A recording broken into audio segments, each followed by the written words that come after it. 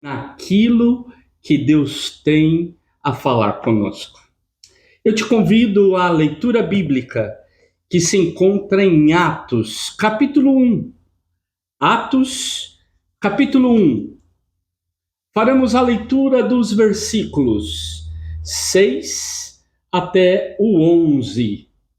Diz assim o texto bíblico, Atos 1, de 6 a 11.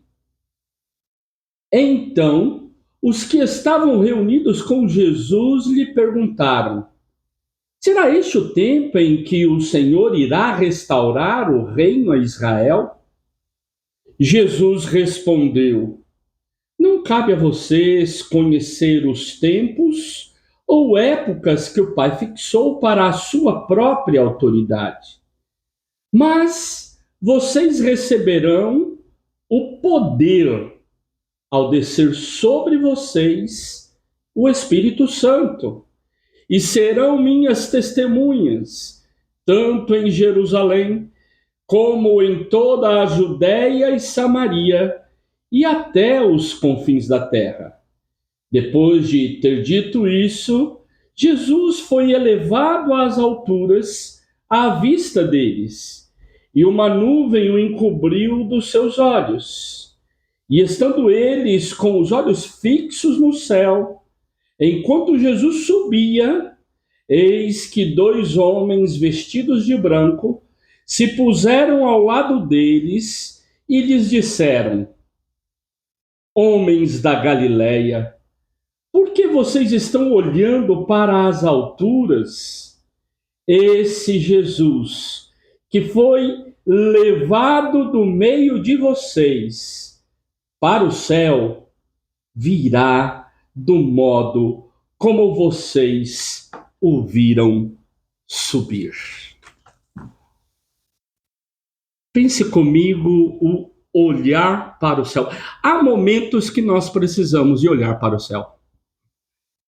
Sabe quando a gente perde alguém querido e a gente está num momento de elaboração e a gente olha para o céu e diz: Senhor, me ajuda, ou que saudade, ou quando passamos por um momento difícil, quando estamos cansados, quando estamos sobrecarregados, quando precisamos assim de recarregar a nossa esperança, e a gente olha e fica pensando em Deus, imaginando que estamos olhando, contemplando, conversando com Deus, quando as nossas forças se acabam e a gente precisa de um respiro.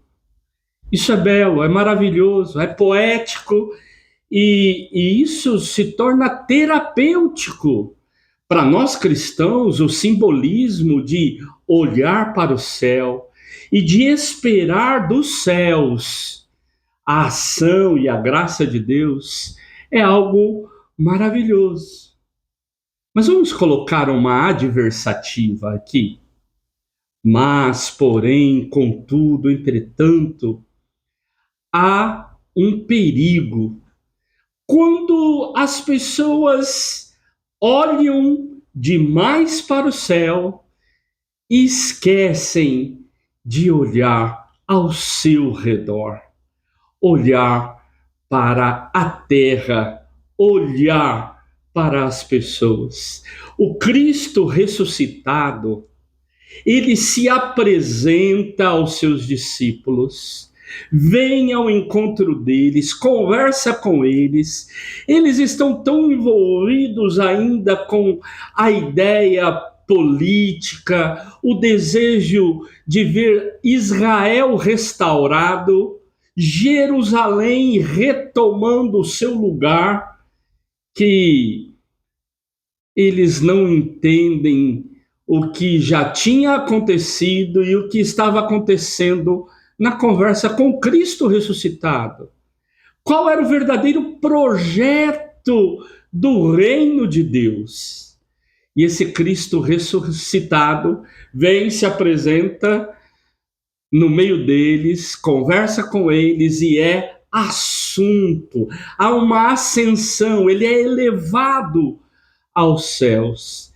E neste tempo em que ele é levado aos céus, algo extraordinário acontece, que é aquele olhar, sabe aquele olhar último, quando você está se despedindo de alguém, aquele olhar marcante, os discípulos estão olhando, surpresos, o que está acontecendo?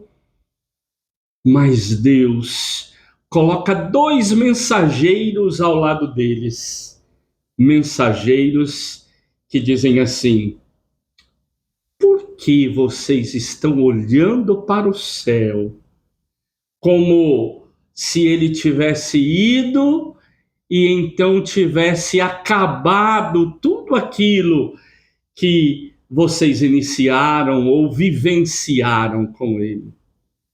Fiquem tranquilos, porque do jeito que vocês o viram subir, ele voltará.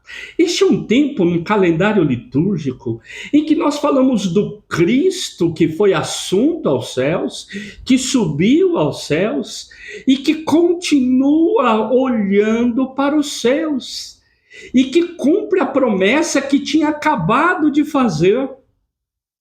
Fiquem aí em Jerusalém. Eu vou enviar até vocês o Espírito. E o Espírito fará de vocês missionários nas terras onde eu vou enviá-los. E olha que bonito. Aqui em Jerusalém, lá na Judéia, lá em Samaria e até os confins da terra. Estamos falando de um Cristo que promete e cumpre. Seu Espírito estaria ao lado para seu povo consolado pudesse dar continuidade à missão. Não somos chamados a tirar os olhos dos céus. Podemos continuar olhando para os céus. Os céus é espaço de esperança para nós. Mas ele não pode tomar todo o nosso tempo. Não podemos olhar para os céus deixando de olhar para as feridas da vida. Que hino bonito de Charles Wesley. Ó, vem caminhante, o teu nome é amor. É fantástico quando nós olhamos para essa história narrada por Lucas. Veja que Atos dos Apóstolos começa conversando e dialogando, apresentando uns 40 dias antes de Pentecoste, uns 40 dias logo após a ressurreição de Jesus. Estamos, quem sabe, há 1 mês e 10 dias, Jesus ressuscitou, apareceu a muitos, aparece agora aos discípulos e ele sobe aos céus. Dali a alguns dias, segundo o nosso calendário litúrgico, e vamos celebrando, estamos falando da descida do Espírito Santo, do Consolador, daquele que está conosco, daquele que nos ajuda, mas daquele que impulsiona os servos e servas de Jesus Cristo, os discípulos e discípulas, a continuarem a missão. Enquanto eles estavam preocupados, será este o tempo em que será restaurada a nossa sorte? Jesus fala: vocês estão equivocados, não é sobre isso que é o reino. O reino é sobre alcançar pessoas com essa mensagem da paz. A vocação da igreja é uma vocação missionária. Eles estão preocupados com o foco e Jesus desloca eles desse foco para dizer algo mais importante. Nesse texto, então, eu quero convidar você, essa quarta-feira, para a gente pensar sobre uma espiritualidade equilibrada. Uma espiritualidade que equilibre contemplação compromisso missionário, oração e serviço, céu e terra. Por isso, podemos olhar para o texto e, quem sabe, dividir em 3 partes para melhor guardarmos na nossa mente. Primeiro, refletir um pouco sobre uma fé que não fuja da realidade. Como existem pessoas fugindo da realidade, criando um gueto, criando uma espiritualidade tão intimista que a retira do mundo e que aquilo que deveria ser uma espiritualidade encarnada, como a de Cristo, se torna um espiritualismo egoísta e individual. Pensar também sobre uma espiritualidade capacitada pelo Espírito. E quando capacitada pelo Espírito, ela realiza uma missão integral, uma missão que olha para o mundo, olha para as pessoas de forma integral, não as divide e separa. Nós não salvamos almas, nós propomos a salvação da vida, a vida como um todo. Essa é a leitura do metodismo. Terceiro, a gente pensar no discipulado como um discipulado que mantém os olhos em Deus, mas não retira os pés da terra. Vamos conversar sobre isso rapidamente? Eu te convido então a pensar sobre uma fé que não foge da realidade. Eles estão perguntando, e agora? Que será de nós? Ele foi embora. Jesus diz assim, olha, vocês estão tão preocupados com este tempo aqui que vocês estão esquecendo da causa maior do reino. Tem gente tão preocupada, às vezes, com alguns projetos, que são projetos tremendamente pessoais, egoístas, institucionais, ligados ao gueto, a si mesmo. Estão tão preocupados com isso que se esquecem de uma leitura mais ampla. Ou, às vezes, uma leitura tão espiritualizada ou espiritualizante da fé cristã, que os afasta do cotidiano, da vida, da existência. Fala-se do céu no futuro, sem pensar a vida no presente. Fala-se da vida eterna e esquece-se da vida abundante, que não é a vida onde se tem tudo, mas é a vida onde se experimenta a graça abundante de Deus. É uma espiritualidade que não se torna uma fuga da realidade. Alguns utilizam a religião como espaço de fuga. E se torna isso até doentio. Pode levá-la a ter algumas complicações ou comprometimentos psíquicos, porque utilizam da fé como um espaço de fuga da vida, como um entorpecente, como algo que apaga a vida real e cria um mundo paralelo. Jesus não fala sobre isso, mas fala de um sentido de vida. Viver de tal forma em que o meu sentido de vida me leva de forma apaixonada, e eu diria, com compaixão, a alcançar outros com os mesmos valores que eu fui alcançado. Segundo, a gente poder pensar na espiritualidade como uma capacitação de Deus, do Espírito, para uma vida integral, para uma missão que olha para o mundo de forma completa. Eu tenho vivido uma experiência nova no meu ministério, trabalhando como motorista de Uber. E lá eu exerço um aspecto da minha vida cristã que tem sido diferente. Mas eu quero aqui não pedir autorização. Eu quero citar aqui o trabalho desenvolvido pelo reverendo Oswaldo. A gente vai acompanhando pelas redes sociais o trabalho de preocupação com o nosso ecossistema, com o nosso mundo, com a ecologia. Precisamos ter uma leitura ampla do mundo, seja esses aspectos ecológicos, seja relacionais, sejam psíquicos, entender o ser humano e o mundo de forma ampla, holística, completa. Eu e você somos convidados a isso.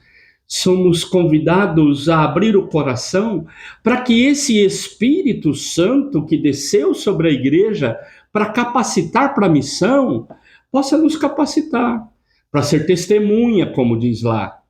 E testemunha nos vários lugares. Não é só dentro da igreja ou dentro de uma forma específica de ministério. Ah, eu sou o ministério do louvor. Ah, eu sou do coral. Ah, eu sou da oração. Eu sou... Não, é em todos os lugares onde nós estamos. Uma capacitação para servir. Servir. Para acolher pessoas, como tem faltado um coração acolhedor num mundo tão egoísta como o nosso. Pessoas que anunciem a esperança, porque pregadores do caos tem por aí de monte. Pregadores do fim e da tristeza tem por aí de monte. Mas eu e você somos chamados a pregar a esperança. Pessoas que possam cuidar de outras pessoas. O mundo precisa de ser cuidado nos vários âmbitos. Ressaltei aqui a questão ecológica, mas também no âmbito pessoal. As pessoas estão precisando ser cuidadas, precisam ter sua dignidade restaurada. A igreja, através dos discípulos e discípulas, através de mim e de você, é chamada a cumprir essa missão e cumprir de forma equilibrada. Hoje cantamos uma música de Charles Wesley. E eu quero trazer aqui uma fala de John Wesley que é muito interessante, porque ele fala de um equilíbrio na espiritualidade. Ele fala da importância de se ter uma vida onde os nossos atos de piedade e as nossas obras de misericórdia, elas têm um equilíbrio. A minha relação vertical, a minha relação com Deus, o meu olhar para os céus, o meu olhar da piedade, o meu olhar do culto, da celebração, da contemplação. Esse espaço da piedade precisa de estar em consonância, em equilíbrio com a minha relação horizontal, o olho no outro, no mundo, na realidade, na luta. As pessoas estão precisando de cuidado. Eu e você somos chamados a cuidar deste mundo onde estamos plantados como discípulos e discípulas de Jesus. Terceiro, um discipulado que mantém os olhos nos céus. Não precisa tirar os olhos dos céus.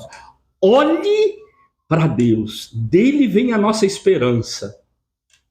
Mas não se esqueça, seus pés estão aqui na terra.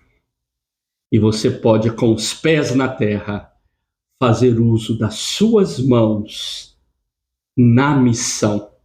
O seu trabalho como missionário e missionária nas mãos de Deus. Precisamos voltar nossos olhos para Jerusalém. E Jesus diz, há um tempo de preparo, voltem para Jerusalém.